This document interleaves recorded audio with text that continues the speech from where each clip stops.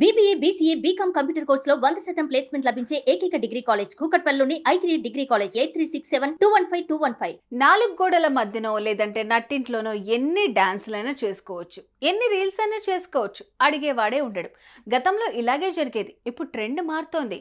ఏకంగా నడి రోడ్లోనే ఈ రీల్స్ పిచ్చోళ్ళు దుకాణాలు పెట్టేస్తున్నారు. తెలుసో తెలియకో పబ్లిక్ న్యూసెన్స్ సృష్టించేస్తున్నారు.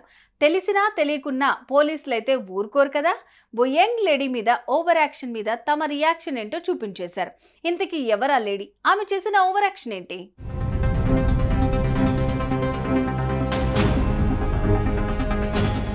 ఇదిగో ఇక్కడ నడి రోడ్లో నిల్చుని చేతిలో ఒరిజినలో లేదంటే డూప్లికేటో ఒక తుపాకీని పట్టుకుని ఓ భోజ్పురి జోష్ పాటకు డాన్స్ చేస్తున్న ఈమె పేరు సిమ్రాన్ యాదవ్.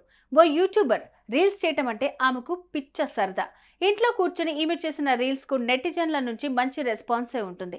లెక్కలేనన్ని లైకులు కూడా పడుతుంటాయి. అయితే ఇన్ని లైకులు సొంతం చేసుకున్న నేను ఇంట్లో కూర్చొని డాన్సులు చేయటం ఏంటి అనుకుందో ఏమో. ఓ నేషనల్ హైవే పక్కన తన కార్ నిలిపివేసి నడి రోడ్లో నిలబడేసి చేతిలో ఓ తుపాకీ పట్టుకుని ఓ భోజ్పురి పాటకు చిందులేసింది. దాన్ని చక్కగా సెల్ ఫోన్లో రికార్డ్ చేసి యూట్యూబ్లో అప్లోడ్ చేసింది.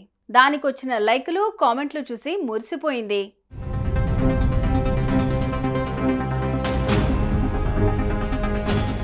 కట్ చేస్తే ఈ వీడియో పోలీసుల కంట పెద్దగా పడలేదు, కానీ కళ్యాణ్ జీ చౌదరి అనే ఓ లాయర్ కంటపడింది.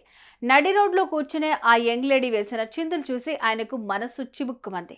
అలా డాన్స్ వేసే సమయంలో ఏదైనా వెహికల్ అనుకోకుండా వచ్చి తగిలితే ఆమె పరిస్థితి ఏంటి? లేదంటే పొరపాటుగా ఏ బైకో వచ్చి డాష్ కొట్టి కేసులు పాలైతే పరిస్థితి ఏంటి అనుకున్న ఆయన పోలీస్ డిపార్ట్మెంట్ను ట్యాగ్ చేస్తూ ఆ రీల్ను తన ఎక్స్ ఖాతాలో పోస్ట్ చేశాడు. కాస్తంత మందలించండి సార్లు అంటూ ఓ రిక్వెస్ట్ కూడా పెట్టేశాడు.